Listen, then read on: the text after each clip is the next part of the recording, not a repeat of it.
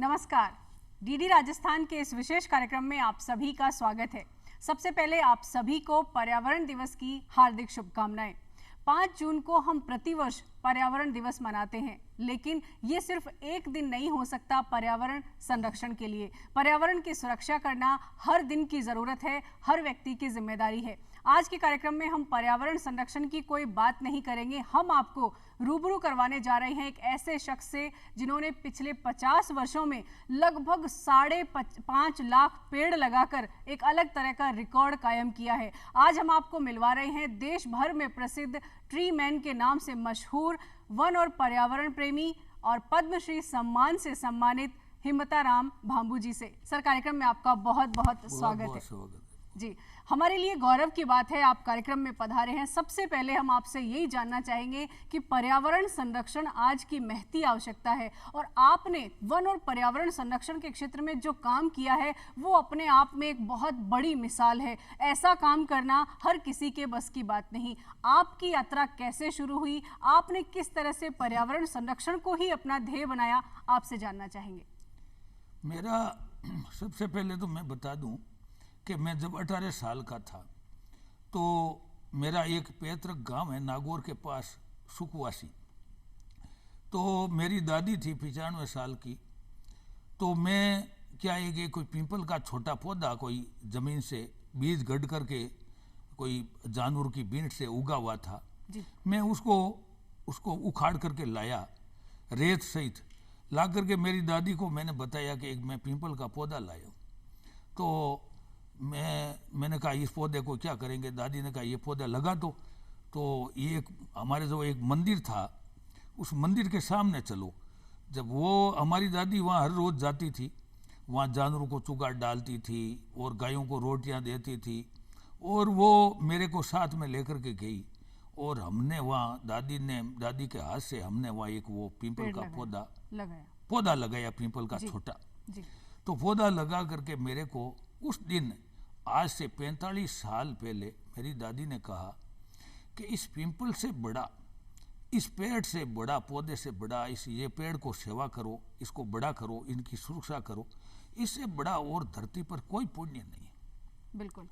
दूसरी बात, इनकी सुरक्षा करना, इनको बड़ा करना एक नहीं, आप तो जहाँ मौका मिले, पीपल है, बड़ है और है, कई तरह के पेड़ है, आप तो लगाते जाओ जी। और ये जो मूक पशु पक्षी है ये बेचारे, इनके पास तो इनकी कोई सुनने वाला नहीं है। तो इनको ये बिना झोली के फकीर हैं, इसलिए इनको चुगा डालना, इनकी सेवा करना, इसके साथ कोई अत्याचार हो तो रोकना, इनकी मदद करना, इससे बड़ा और धरती पर कोई पुण्य नहीं मिलेगा। तो आपकी प्रेरणा आपकी दादी जी से? मेरे को प्रेरणा मेरी दादी से मिली। जी जी, हम जानना चाहेंगे राजस्थान के नागौर जिले का हरिमा गांव एक तरह से पूरे देश में एक मॉडल के जैसे है कि वन और पर्यावरण संरक्षण करना है तो इस तरह से करिए। इसकी क्या यात्रा है? हमने सुना है कि आपने अपने निजी खर्चे पर आपने हरिमा गांव में बहुत बड़ा एक वन आपने खुद तैयार किया है। वो तो हुआ क्या कि हमने पौधे तो खूब लगाए जी। पूरे, जब वो प्रेरणा ले पौधे लगाता रहा, फिर ये कोई जीप लेकर के आया और उस जीप में पौधे डाल लेता था और पौधे लगाता था। नागौर जिले में ऐसा कोई गांव नहीं बचा जहां हमने पौधारोपण नहीं किया, फिर हमने पेड़ नहीं लगाए। और ऐसे करते करते मेरे दिमाग में ये फिट हुआ कि भाई पूरे जिले में लगाएं, कोई कहाँ लगाएं, कोई आदमी देखेगा तो प्रेरणा कैसे मिलेगी। फिर 1999 में मैंने एक हरिमा गांव है नागौर से 12 किलोमीटर दूर जी। मैंने वहाँ एक 6 हेक्टर जमीन खरीदी। 8,000 रुपया बीघे में वो जमीन मिली। उस जमीन में मैंने जागा लगा करके फिर उसको बाड़ बनाई, कांटों की चारों तरफ बाड़ बना करके एक नलकूप खुदवाया। तो नलकूप में पानी मिल गया खारा। फिर भी हिम्मत नहीं आ रही, वो खारा पानी और खुद मीठा पानी आधा मिला करके और हर साल 1,000 पेड़ लगाता रहा उस खुद की जमीन किया। हाँ, हर साल कि भाई एक ऐसा मॉडल स्थापित किया जाए ताकि दुनिया को प्रेरणा मिले और दुनिया को शिक्षा मिले जी। तब क्या है कि 99 में ये शुरू किया और फिर 1,000 पेड़, फिर 1,000 पेड़, ऐसे करते करते 11 सालों में हमने 11,000 पेड़ लगा करके उसको एक बहुत बड़ा जंगल बना दिया जी। उसमें जब हम पेड़ लगा रहे थे उसमें 2-3 मोर थे, राष्ट्रीय पक्षी, कोई आते थे वो हम देखते थे। आज वहाँ हमने चूगा डालना शुरू किया, उस पेड़ लगाते लगाते पेड़ बड़े होते गए, चूगा डालना शुरू किया। आज 300 से ज़्यादा मोर, राष्ट्रीय पक्षी मोर, हजारों की तादाद में दूसरे भी पक्षी वहाँ रहने लगे, विचरण करने लगे। हर रोज़ उसको 20 किलो चूगा डाला जाता है और उनको पानी के 300 पानी के कटोरे भरे जाते हैं। और इतना ही नहीं, हमने क्या है कि बाढ़ बनाई कांटों की चारों तरफ, उसमें रेंगने वाले जीव भी हैं, सांप है, गोइड़े हैं, गोपाट हैं, नेवले हैं, गिरगट हैं वगैरह जीव जो रात्रि को वो भोजन करके बाहर आकर के उसमें बैठ जाते हैं, बाढ़ में छुप करके बैठ जाते हैं, उनको कोई खतरा नहीं होता बिल्कुल।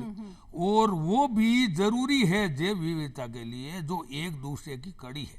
तो इसलिए हमने उस जीव को बचाने के लिए, कोई सांप पकड़ता है तो कोई सांप हम वहाँ छोड़ा देते हैं कि हमारे बाढ़ में बैठा रहेगा। तो ऐसे 5, 7, 10 सांप भी हैं, गोइड़े भी हैं, गोपाट हैं। सर, हम आपसे जानना चाहेंगे, आपने एक बहुत लंबे अरसे तक बहुत ही कठिन परिश्रम करके आपने ये वन और पर्यावरण संरक्षण का जो काम किया, ये बहुत ही अपने आप में काबिले तारीफ है। क्या लोग आपसे आसानी से जुड़ते गए? क्या चुनौतियां भी आई, परेशानियां भी आई इस काम को करने में आपको? लोग तो जुड़ते गए, लोगों को तो प्रेरणा मिलती गई, जो पेड़ बड़े होते गए, लोग हजारों लोग जुड़ गए। बाकी स्थिति ये रही, परेशानियां तो इतनी आई कि सबसे पहले तो वो इन पेड़ों को बड़ा करना भी कठिन था। पर एक चीज है, हमने मरुस्थलीय पेड़ों को पैदा किया, जो खेजड़ी है, बेर है, सेव है, जो कम पानी में जो बड़े हो सकते हैं, उस पेड़ों को खेजड़ी, आज 2,500-3 हजार से ज्यादा खेजड़ी है, आज 500 से ज्यादा जाड़ हैं। तो ऐसे जो हमने जो बेर हैं और हैं, कई तरह के जो पेड़ जो हमने तैयार किए, तो वो पेड़ बढ़ के पूरा नीम है, आज कम से कम 4,000 नीम है वहाँ। तो हमने क्या है कि ऐसा जंगल जो बना दिया एक पहाड़ की तरह। तो उस जंगल में क्या है कि आज हजारों जीव रहते। मैं रात को जाकर के वहाँ रुकता हूँ उस जानवरों की रक्षा के लिए, और उनकी आवाज़ सुनता हूँ। और सुबह उसको उठ करके 20 किलो हर रोज माप का, जो एक 20 किलो की एक बाल्टी है, जो 20 किलो चूगा उस जानवर को डालता हूँ, उसको भोजन कराता हूँ। वो सब भोजन करते हैं, उस पानी के लिए पानी के कटोरे भरे जाते हैं। और उसको एक आदमी रखता हूँ, वो हर रोज उसको सुबह पूरे दिन उसकी ध्यान रखता है कि जानवरों को कोई तकलीफ नहीं हो। चाहे कभी ये जंगली बिल्ली आकर के कई जब भी कोई राष्ट्रीय पक्षी मोर को खत्म भी कर देती है तो हमें बड़ी भारी तकलीफ होती है, पर हम उसका ध्यान रखते और खुद वो जानवर, मतलब चुनौतियां जो भी आई आपने और उनका मुकाबला वो किया। नहीं, फिर तो क्या है कि हम जो जंगल बना रहा है तो फिर क्या है कि हमें बड़ी तकलीफ, लोग के ये तो खेत को खराब कर रहा है बिल्कुल। ये भी लोगों का तो नजरिया नकारात्मक था। लोग हमारे परिवार के लोगों को भी बताया तो वो भी एतराज करने लगे, यार ये 35-36 बीघा जमीन को ऐसे कर देगा, ये कर देगा। फिर क्या है, मेरा बच्चा था, उन्होंने मेरे बच्चे को कह दिया, बेटा ये जो यहाँ है जानवरों के लिए ही होगा और दूसरी जगह तुम्हें कुछ मिल जाएगा। तो उनको खूब मिला, दूसरी जगह खूब मिला। और हमने वो जमीन है, वो पर्यावरण प्रशिक्षण केंद्र नाम रखा, उस जंगल को जानवरों के लिए कर दिया।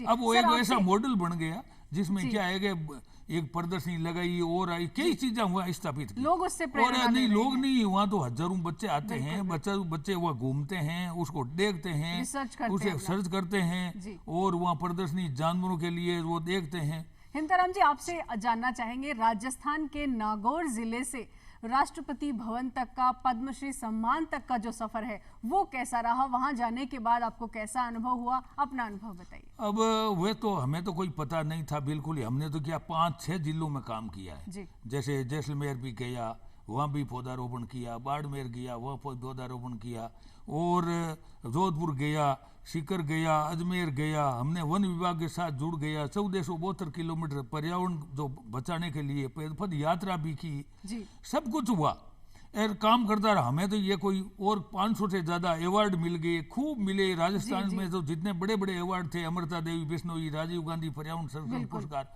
सब पुरस्कार मिल गए। हमें ये पता नहीं था कि भाई हमें कोई ये पद्म श्री पुरस्कार भी मिलेगा। तब क्या हुआ कि सबसे पहले तो मेरे को जो 2020 जो 3 जनवरी को 2020 में राष्ट्रपति भवन से एक नोटा मिला। मेरे को बुलाया गया कि भाई राष्ट्रपति जी आप किसे चर्चा करेंगे।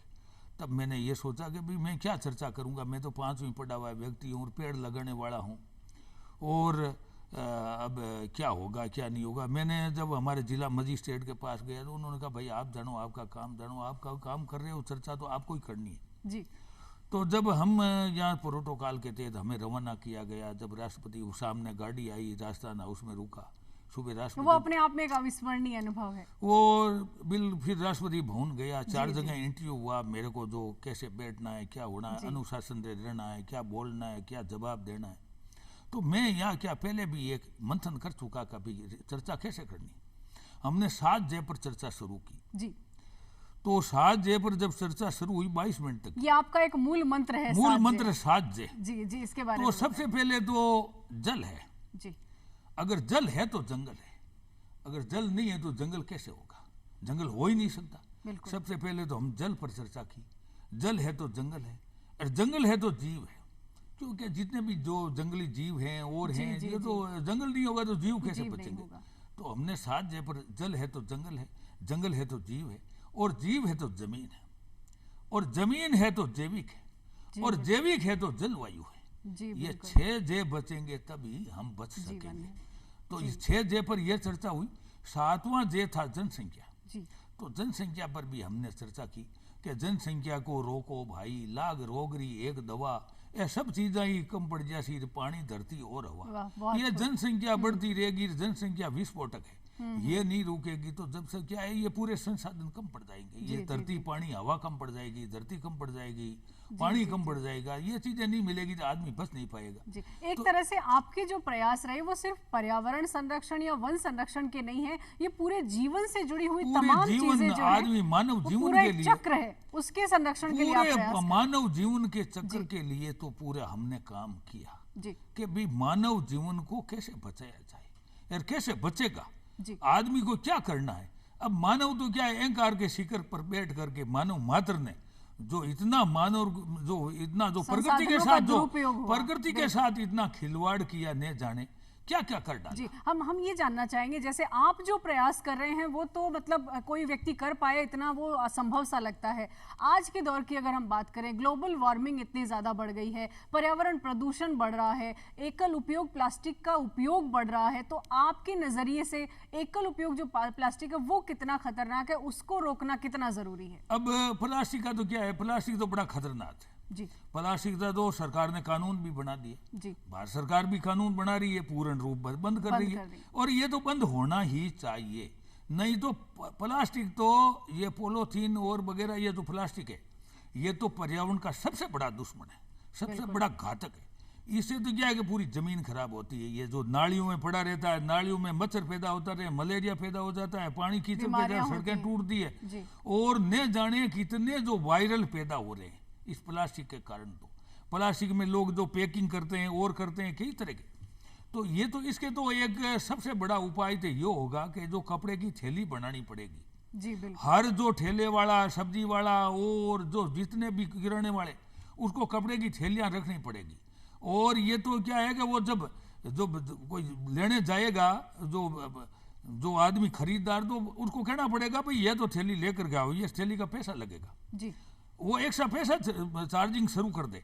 पर ये प्लास्टिक तो बंद करना ही पड़ेगा, नहीं तो ये आने वाले समय में बड़ा घातक होगा, और हो रहा है बिल्कुल ही। प्लास्टिक के तो कई तरह की बीमारियां पैदा होती जी जी, पर्यावरण पूरी तरह से प्रदूषित हो रहा है हो रहा है, इससे। बिल्कुल जी। बिल्कुल। आपने व्यक्तिगत जिम्मेदारी ली पर्यावरण संरक्षण की, वन जीवों के संरक्षण की। व्यक्तिगत जिम्मेदारी के तौर पर अगर हम बात करें तो ग्रामीण और शहरी इलाकों के जो लोग प्लास्टिक उपयोग कर रहे हैं, एकल प्लास्टिक उपयोग कर रहे हैं, उनको अगर इसका प्रतिबंध लगाना है, उनको अगर रोकना है, तो आप उनसे क्या कहना चाहेंगे? उनसे हम यही कहना चाहेंगे, हम तो ये प्रचार प्रसार करेंगे, थैलियां बनाएंगे, थैलियां बांटेंगे, और हर आदमी को ऐसी सोच बदल देंगे कि भी आप तो कपड़े की थैलियां ले, कपड़े की थैलियां रखो, ये प्लास्टिक तो दुश्मन है पर्यावरण का और मानव जीवन के लिए दुश्मन है, इसको तो रोकना भी जरूरी है। बिल्कुल, तो हम तो क्या है कि इसका प्रचार प्रसार, और हम स्कूलों में जाएंगे, कम से कम 5 लाख बच्चों से मिलेंगे और उसको ये शपथ दिलाएंगे कि हम प्लास्टिक का उपयोग कभी नहीं करेंगे। जी, ये बहुत ही अहम बात आपने कही। और आपने एक और बात कही कि हम सोच बदल देंगे, और सोच के बदलने से ही बदलाव आएगा।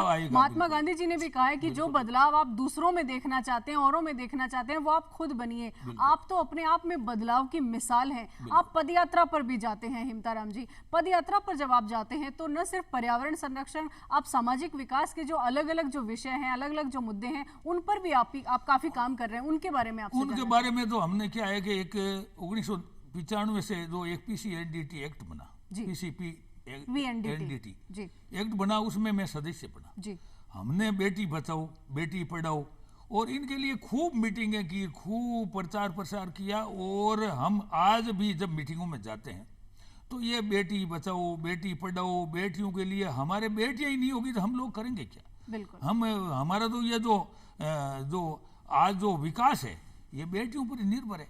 और आज बेटियों का दिमाग इतना चलता है, बेटियां हर तो हमारी क्षेत्र में बेटियां तो शिखर पर जा रही है, जी अगर बेटे तो गिर रहे हैं। तो इसलिए हम तो बेटियों पर भी हमने बहुत काम किया है। जी बेटी बचाने के लिए हम प्रयास कर रहे हैं, हम मीटिंगों में जाते हैं, हम प्रचार प्रसार करते जी। हैं। और इसके अलावा जो ग्रामीण क्षेत्रों में एक जो नशे की लत लगी है लोगों को, बिल्कुल इसमें हम पिछले जो 20, 30, 40 साल से काम कर रहे हैं। हमने आज तक जगह जगह जो जागरण होते हैं, धार्मिक कार्यक्रम होते हैं, जगह जगह जो आयोजन होते हैं, हम लोग वहीं जाते हैं। वह पहले हम उनसे कह देते हैं कि बुलाने वालों से जो ऑर्गेनाइजर होता है वो हमें बुलाता है, हम उनसे कहते हैं भाई नशे छोड़ने वाले कितने लोग हैं। तो हम वहाँ जाते हैं आयोजन में, हम लोगों को भाई नशे छोड़ने वाले कौन है, बीड़ी है, सिगरेट है, गुटखा है, जर्दा है, तंबाकू है, कौन है छोड़ने वाले। तो वो पहले 5-10 लोगों की लिस्ट बना लेता है और फिर उनको खड़े करते हैं, फिर उनको स्वागत करते हैं, फिर उसका रजिस्टर में नाम अंकित करते हैं और फिर उसको शपथ दिलाते हैं। और फिर संबल सामने बैठे हजारों लोगों से ये कहते हैं कि इसका ध्यान रखना, ये कभी नशा नहीं करे। तो हमने तो क्या ऐसी ऐसी कविता लिख दी। मतलब आप तो न सिर्फ पर्यावरण प्रदूषण रोक रहे हैं, मन का जो प्रदूषण है, मन कहीं ना कहीं प्रदूषित हो गया, उसको भी आप सुधारने का काम सुधार कर रहे लेते हैं। और हमने ऐसी ऐसी कविता लिख दी कि जी, नशा भाई नाश है, नशा भाई नाश है, नशा एक नाश का द्वार है। जी जो किसी घर के आदमी के, अगर किसी आदमी के घुस जाता है, जैसे एक मोट मूंग है, जी, उसमें अगर एक घुन नाव का जीव पड़ता है और उसमें पड़ करके और उसको थोता कर देता है, बिल्कुल उसे फिर दाल नहीं पड़ती। तो ऐसे ही अगर जो नशा एक किसी आदमी के अंदर घुस गया तो पूरे शरीर को खोखला कर देता है और पूरे घर को खत्म कर डालता है। तो हमने एक कविता लिखी, नशा भाई नाश है, नहीं कोई आवे पास है, खाड़ पर पड़ियो खांस है और उस पर परनी छोड़ी प्यास है और उसके घर्रा छोड़ी आस है और जिंदा बन गया लाश है। तो जिंदा आदमी नशा करने वाला जो अगर किसी आदमी के अंदर घुस गया, नशा करना शुरू कर दिया, बहुत तो वो जिंदा आदमी लाश की तरह हो जी जाता जी है। हिमताराम जी, आप किसानी भी करते हैं, खेती किसानी भी कर रहे हैं और जैविक तरीके से आप कर रहे हैं। जो लोग जैविक तरीका अपनाना चाहते हैं, पर्यावरण का संरक्षण में अपना सहयोग देना चाहते हैं, उनसे आप क्या कहना चाहेंगे कि छोटे छोटे उनसे प्रयासों हम से ये कहना बहुत चाहेंगे, कुछ जो हो सकता है। यूरिया है, DAP है और है, कई रासायनिक खाते हैं, जहर है, कीटनाशक हैं, जो फर्टिलाइजर हैं, ये जो लोग उपयोग में लेते हैं, मेरा तो ये साध्य में ये शामिल है। तो इसलिए हम लोग कहते हैं कि भाई एक तो हर घर में गाय होनी चाहिए, जी गाय का गोबर होगा, गोमूत्र होगा, घी होगा, दूध होगा, दही होगा, घी दूध की नदियाँ बहती। हमारे पिताजी थे, हम तो पढ़ नहीं पाए, 5वीं 6वीं तक पढ़े, तो हमारे पिताजी ने 40 गायें रख देते और घी दूध होता, घी दूध की नदियाँ बहती थी। हमारे देश सोने की चिड़िया कहा जाता था। उस समय ये आदमी मजबूत होते थे, बहुत बड़े। जब चीन की कई तरह की 1971 में बड़ी बड़ी लड़ाइयाँ लड़ी, हमारे जवान थे, इतने हथियार, इतने संसाधन भी नहीं थे, तो भी क्या है कि उसको कई तरह को दूर चटा दी। जी हमारे देश में इतने लोग मजबूत होते थे। आज हमारी ये कमजोरी आ रही है, हर घर में गाय नहीं है तो इसलिए कमजोरी है, घी दूध दही नहीं है। हमारे जो राबड़ी खाते थे तो ये गर्मी का सामना करते थे। जो टेम्परेचर बढ़ता है, उस टेम्परेचर को रोकने के लिए आदमी को जो 50-50 डिग्री तक टेम्परेचर, ये राबड़ी खा करके आदमी अगर निकल जाता है तो उसको वो गर्मी नहीं लगती है, लू नहीं लगती है। ये इतनी कारगर है, छाछ है, राबड़ी है गाय की। बिल्कुल। तो इसलिए क्या है कि हम लोग क्या है कि जो हर घर में गाय होनी चाहिए और जो गाय गोबर होना चाहिए और उसको गोबर, ये जैविक खाद, देसी खाद, जैविक खाद में जैविक सब्जी है। हमारे जो जैविक सब्जी में आप देखो, केर है, सांगरी है, गंवार फली है, कासरी है, टिंडसी है। हमारे जो बुजुर्ग थे, हमारे जो 6-6 महीने तक हम जैविक सब्जी खाते थे। जी आपसे जानना चाहेंगे, जो जैविक उत्पाद खरीद नहीं रहे हैं, उपभोक्ता की भी बड़ी जिम्मेदारी है, क्योंकि स्वास्थ्य की जिम्मेदारी भी हम सबकी है, किसान की भी बड़ी जिम्मेदारी है कि वो जैविक उत्पादों का उत्पादन करे। तो किसान अगर जैविक उत्पादन लेना चाहते हैं तो उन्हें छोटे छोटे कौन से प्रयास है जो अपने स्तर पर वो कर सकते हैं? प्रयास क्या है, जैविक तो एक आदमी घी बना रहा है जी, जैविक घी तैयार कर रहा है, दूध से घी तो जो किसान कर रहे हैं तैयार, तो दूध से घी तो बिक रहे हैं 800 रुपये किलो, और वो जैविक घी तैयार कर रहा है वो बिक रहा है 3000 रुपये किलो, अमेरिका भेज रहा है सर्टिफाइड करके। और जो जैविक जीरा बो रहा है, जैविक जीरा बो रहा है, वो जीरा तो आज बिक रहा है 30-40 हजार रुपया कुंटल, और वो जो दूसरे रासायनिक ये फर्टिलाइज छिड़क करके जो बोते हैं वो बिक रहा है 20,000, वो पहले 11,000 रुपया कुंटल बिकता था। तो इसलिए क्या है कि आज जैविक तो कोई गेहूं बोता है ना, उसका 4,000 रुपया कुंटल का है, 1,000 रुपया ज्यादा मिलता है। तो इसलिए किसानों को चाहिए कि जैविक पर जोर दें और जैविक काम में लें। ये तो मानव जीवन के लिए जो बहुत बड़ा भलाई का काम है, क्योंकि ये जो रासायनिक से तो पंजाब है, हरियाणा है और एक गंगानगर, उस समय तो हमारे बीकानेर में एक ट्रेन आती है, उसका नाम ही कैंसर ट्रेन पड़ गया। तो जैविक नहीं अपनाएंगे तो किसानों के बड़ी आफत खड़ी हो जाएगी। एक और चीज हम देख रहे हैं, जो कि आपने जो काम किया है पर्यावरण संरक्षण का, वो तो अपने आप में अद्भुत है। हम जो भी मार्केट में जो हम देखते हैं सब्जियां हैं या फल हैं, उनको पकाने के लिए भी रसायनों का इस्तेमाल होता है, जो कि पर्यावरण प्रदूषण तो हो ही रहा है, हमारी सेहत भी। तो उसके लिए आप क्या कहना चाहेंगे कि ऐसा ना करें, जो कि ऐसा ना करें। ये तो क्या है कि एक चीज है जैविक ये जो मानव जीवन के स्वास्थ्य के साथ एक खिलवाड़ है। बिल्कुल, ये क्या है, सब चीज है ना, जो कीटनाशक है, फर्टिलाइजर है, जहर है, ये जो छिड़केंगे ना, ये सब्जी ऊपर छिड़कते हैं। अब क्या है कि कई इंजेक्शन लगते हैं, जो शाम को तो ये इतनी होती है और सुबह इंजेक्शन लगने के बाद इतनी लंबी हो जाती है, लौकियां वगैरह ये इंजेक्शन लगते हैं। तो ये इसमें क्या है कि सबको जैविक अपनाना चाहिएगा। ये तो सावधान तो होना पड़ेगा, नहीं तो क्या है कि आदमी के ऊपर आफत आएगी, आदमी के कमजोरी हो जाएगी पैदा, और मतलब छोटी उम्र में बीमारियां लगनी शुरू हो जाएगी, आदमी कमजोर हो जाएगा। इसलिए क्या है कि जैविक तो जी। कानून की जहां तक बात कर रहे हैं, एकल उपयोग प्लास्टिक पर तो कानून सरकार बना रही है, लेकिन हर व्यक्ति की निगरानी संभव नहीं है। हर व्यक्ति को पर्यावरण संरक्षण के लिए सजग होना, हर व्यक्ति को प्रयास करना, वो कितना जरूरी है, आपसे जानना चाहेंगे। हर आदमी को इसमें जुड़ना पड़ेगा, क्योंकि कानून थोड़ी सख्ताई तो करनी पड़ेगी। एक दूसरी चीज क्या है कि हमारी जो युवा पीढ़ी है जी, उसको सावधान करना पड़ेगा। सबसे पहले तो क्या, जो स्कूलों में बच्चे पढ़ते हैं उस पर पाठ पढ़ाया जाए। बिल्कुल, वो बच्चे प्रतिज्ञा ले लेंगे और वो अपने आप उपेक्षण नहीं करेंगे, घर में भी विरोध करेंगे, तो वो माता पिता और वहीं से सोच का भी बदलाव शुरू होगा। वहां से ही सोच का बदलाव होगा। नहीं तो क्या है कि जो जमीन से ही तो शुरू होता है, जमीन से नींव मजबूत होती है, तभी तो क्या मकान बड़ा मजबूत होगा। ये युवा पीढ़ी को हम जागरूक करेंगे तभी तो जाकर के सफलता मिलेगी। जी जी बिल्कुल। पूरे प्रदेश के किसान, पूरे प्रदेश के दर्शक, देश भर के लोग आपको फिलहाल देख रहे हैं, आप उन्हें क्या संदेश देना चाहेंगे कि एक व्यक्ति भी अगर कोई बड़ा लक्ष्य ले ले और अगर उसे पूरा करने के लिए जुटा रहे तो बहुत कुछ संभव है। क्या कहना चाहिए? हमको तो ये इस बात का पता लग गया, अगर आदमी यदि ठान ले कि मेरे को वहां पहुंचना है, तो मैं तो बता दूं कि वो आदमी ठान लेगा और अगर धार लेगा तो उसका माई का लाल धरती पर कोई रोकने वाला नहीं है, कहाँ जहां भी जा सकता है। अभी आप देखो तो मेरे को ये पद्मश्री मिलने के बाद में, अब मैं एक 5वीं छठा हुआ व्यक्ति हूँ, छठी पढ़ा हुआ। तो आज अभी जो पिछले दिनों एक यूपी में बहुत बड़ा जो एक जलवायु परिवर्तन सम्मेलन, तो इंडिविजुअल राजस्थान से इंडिविजुअल मेरे एक आदमी को बुलाया गया स्टेट गेस्ट की तरफ से। तो मैं गया वहाँ, तो आप देखो तो वहाँ बिल्कुल मेरा 22 मिनट तक का स्पीच हुआ। तो हम तो उस धरती से आते हैं जहाँ गुरु जम्बेश्वर भगवान ने आज से 570 साल पहले वहाँ अवतार लिया और उन्होंने एक 29 नियमों की आचार संहिता बनाई और उन्होंने पर्यावरण के लिए इतनी बड़ी बात कह दी कि जीव दया पालनी रूख लीलो नहीं घावे, और जीवों की रक्षा कीजिए और पेड़ों को दाग मत लगाइए, और एक पेड़ को भी काटने के लिए तो सिर साटे रूख रहे तो भी सच तो जान, शीश भी कट जाए तो भी कट जाना मंजूर है, पर एक पेड़ बचना चाहिए। तो इसलिए अमृता देवी बिश्नोई की अगुवाई में 363 लोगों ने बलिदान दे दिया था हमारे राजस्थान। तो ये बातें वहां अगर लोगों ने सुनी तो वहाँ उस जो इंग्लिश में, जो हिंदी में, मैं मारवाड़ी हिंदी में बोल रहा था, तो हिंदी से इंग्लिश में ट्रांसलेशन किया गया और फिर वो बातें सुनी गई। तो वहाँ के सीएम ने मेरे को अपने निवास पर बुलाया और कहा, यार बाबू जी आप तो इतना काम कर रहे हो और ऐसा काम कर रहे हो, आप तो यहीं रहो, गोरखपुर चलो। मैंने कहा मेरा राजस्थान में भी तो बहुत काम करना है मेरे को, फिर कभी आऊंगा। तो फिर क्या है, वो हिमाचल बुलाया गया, हिमालय में हिमालय मंथन हुआ।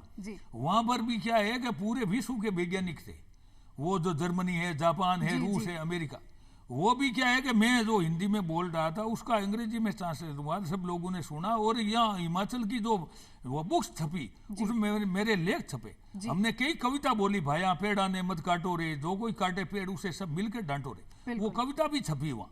तो इसलिए क्या है कि वहाँ इतना मंथन हुआ कि यदि एक आदमी वैज्ञानिकों की खोज के अनुसार जी। एक आदमी, एक बच्चा जन्म लेता है, जन्म लेकर के 70 साल की उम्र तक वो 8 करोड़ रुपए की ऑक्सीजन ले लेता है। बिल्कुल। और पेड़ एक ही लगाता नहीं तो ऑक्सीजन कहाँ से आएगी? इसलिए ऑक्सीजन को बचाना जरूरी है। इसलिए हमने तो ये निर्णय ले लिया कि 5 लाख बच्चों से मैं मिलूंगा जी। और उसको प्रतिज्ञा दिलाऊंगा कि भैया ऑक्सीजन बचाना है, नहीं तो युवा पेड़ पीढ़ी के लिए ऑक्सीजन कहाँ से आएगी? जी जी जी। हिमताराम जी, आप अपने आप में एक व्यक्ति नहीं, आप पर्यावरण संरक्षण के लिए एक पूरा संस्थान है। आपसे हम इतने कम समय में बहुत सारे अनुभव है वो हम नहीं जान पाएंगे, आपसे फिर कभी हम चर्चा करेंगे। फिलहाल आपने जो भी अपने अनुभव साझा किए हैं वो हमारे दर्शक देख रहे हैं, वो निश्चित रूप से प्रेरणा लेंगे पर्यावरण संरक्षण की, वन्य जीव संरक्षण की। आपने समय निकाला कार्यक्रम में, इसके लिए आपका बहुत बहुत धन्यवाद। तो दर्शकों, आज जो आप जिस व्यक्ति से आप मिले हैं वो अपने आप में पर्यावरण संरक्षण का एक संस्थान है। हम भी अगर कोशिश करें तो उस मुकाम तक पहुंच सकते हैं और पर्यावरण संरक्षण के लिए हमें बहुत सारे लोगों की नहीं, हमारी सोच की और हमारी व्यक्तिगत जिम्मेदारी लेने की ज़रूरत है और ये हम सब कर सकते हैं। आज का कार्यक्रम बस इतना ही। आपको कैसा लगा हमें ज़रूर लिखिएगा। आज के कार्यक्रम में बस इतना ही। फिलहाल इजाज़त दीजिए। नमस्कार। नमस्कार।